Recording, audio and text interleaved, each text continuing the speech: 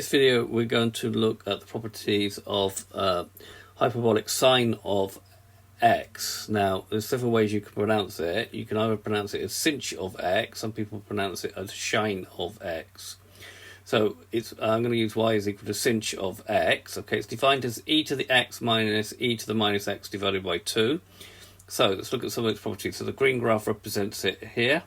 So some of its properties, if you were to differentiate this, if you differentiate e to the x, you get e to the x. And if you differentiate e to the minus e to the minus x, the minus sign will come down in front, you get plus e to the minus x. The two will have no effect. So, and that is actually equal to cos of x, which we looked at in the previous video. Now this particular point here is a non-stationary point of inflection, which means that dy by dx is not equal to 0 at that particular point.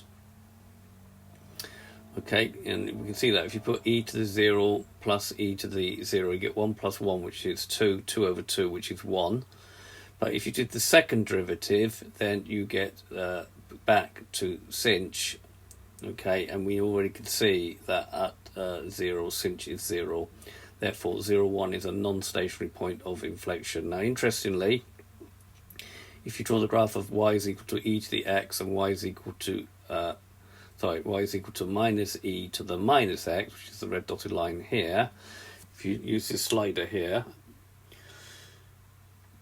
you'll see that our graph is exactly midway between e to the x and y is equal to minus e to the x. The domain is x belongs to R, and the range is all the real numbers as well.